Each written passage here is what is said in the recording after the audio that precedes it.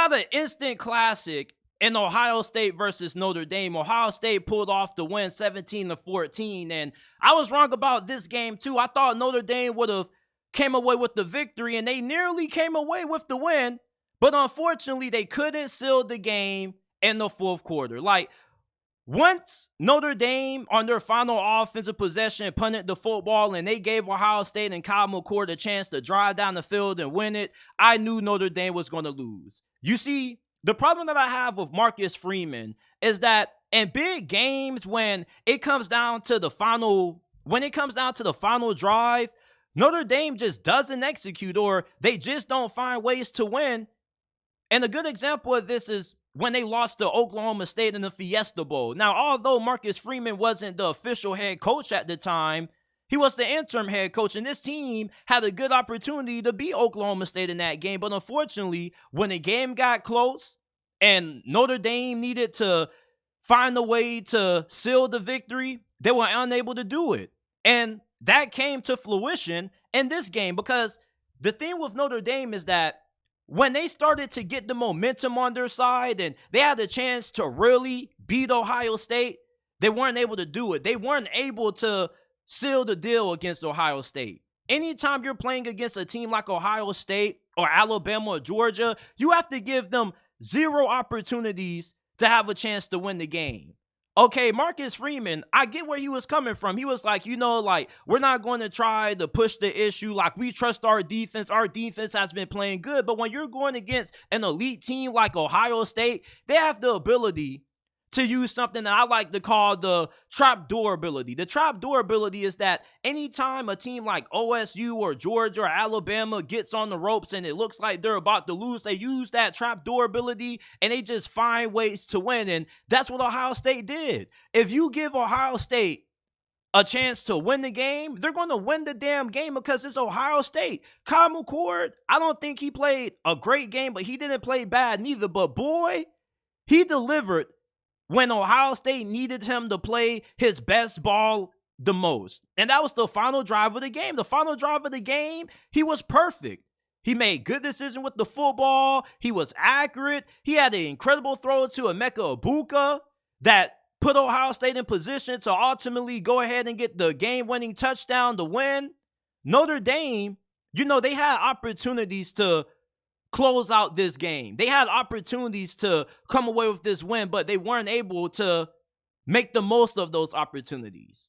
Ohio State, they played a really good game. Now, this wasn't the game that I don't think most Ohio State fans expected this game to be as close as what it was. You probably expected it to be a one-possession game, but 17-14, needing a game-winning drive to win, I don't think any Buckeyes fans saw this game going the way that it did. Notre Dame definitely was up for this game. They definitely looked like they belonged on the field with Ohio State. And this is one of the first times in a while that Notre Dame actually looked like they were just as good as Ohio State. Sam Hartman, I think he played okay, but I definitely think that his performance was a little bit disappointing. This is one of the biggest games that Notre Dame is going to play all season. This is the biggest game, or was the biggest game, of Sam Hartman's career. And like I said, he didn't play bad, but you expect more. This was the game for Sam Hartman to really put himself on the map. This was the game where Sam Hartman possibly could have had some Heisman consideration, but he went 17-25, 175 passing yards, and he was solid. You feel me? But there were a few plays I felt like Sam Hartman left on the field. I definitely think that if Notre Dame was going to win this game, they were going to need Sam Hartman to do more.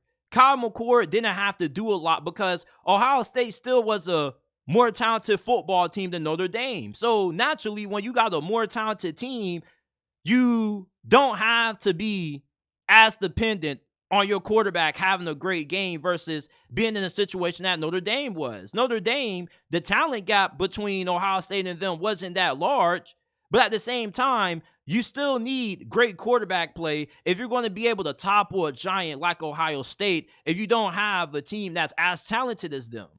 And Sam Hartman, he's played very well up to this point in the season, but I definitely feel like his performance in this game was a little bit disappointing. He could have made a couple of more big plays that possibly could have gotten Notre Dame the win in this game. And that goes back to my first point.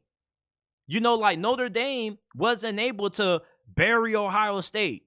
Ohio State was still allowed to hang around in this game, even when Notre Dame took the lead late. Even when Notre Dame had all the momentum on their side, they still couldn't find a way to finish off Ohio State. It's like if you ever play Mortal Kombat and you have to finish him come on the screen. That's when you use your finisher. And Notre Dame, anytime it was time for them to use their finisher and it was time to finally put the final nail in the coffin for Ohio State, they were unable to do that, and that's why they lost. And I look at Marcus Freeman and I say, hey, man, you got to be a little bit better in games like this. When games get tight, I think Marcus Freeman teams kind of fall flat or they fall short. But this game definitely gives you a lot of positive if you are a fan of the Fighting Irish, because now you know that, hey, if we can hang around with Ohio State, we can hang around with any team. You feel me? Now, if you're an Ohio State fan, you obviously have to love what you saw from your defense in this game. That Jim Knowles defense definitely has finally hit its stride. Last year, this defense was terrible. This year, polar opposite. This is probably one of the best defenses in all of college football. I mean, you got talent up front. You were tested against a really good offensive line. And although the offensive line, did a really good job holding up in pass protection, and they did do a really good job at opening holes up in the run game, your defensive line, when the game was on the line and they had to get the big stop to get Notre Dame's offense off the field, they came through. And that was the difference in this game. The fourth quarter, the final couple of minutes of this ball game decided the winner, and Ohio State was better in the closing minutes than what Notre Dame was. Now, the player of the game, for me, had to be Emeka Egbuka. We were all talking about Marvin Harrison and how Notre Dame was going to game plan for him and if they were going to be able to slow him down, and they did a really good job at that. I've never seen a game when Marvin Harrison Jr. didn't really have an impact at all. He was quiet. He only had 3 catches for 32 receiving yards. But the dude who was constantly making big play after big play for the Buckeyes was Emeka Egbuka. And it's easy to overlook Emeka Egbuka because of how fantastic of a talent that Marvin Harrison Jr. is. He's probably the best wide receiver prospect ever. I mean, we haven't seen a wide receiver this talented coming out of college since Calvin Johnson? That's the last time we had a receiver this good. But you look at Emeka Egbuka, he's no Marvin Harrison Jr., but he's a really good wide receiver in his own right. He had a really big catch that set up Ohio State to get that game-winning touchdown run. He had 7 catches for 96 receiving yards. I think Emeka Egbuka needs to be talked about a lot more because this was a fantastic performance, and he was my player of the game. Kyle McCord, his final drive was impressive. This is what you want to see out of your starting quarterback. You want to see poise. You want to see confidence. You want your quarterback to put you in position to win games, not put you in positions to lose games. And that's what Kyle McCord did. He didn't have a great game and it wasn't a perfect start, but it's not about how you start. It's about how you finished. And he finished pretty strong.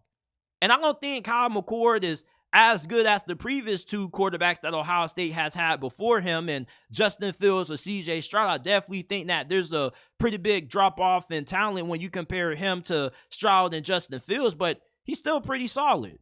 I like what I saw out of him the final drive of the game. But Ohio State got the win 17-14. Give your thoughts on Ohio State's win in the comment section below.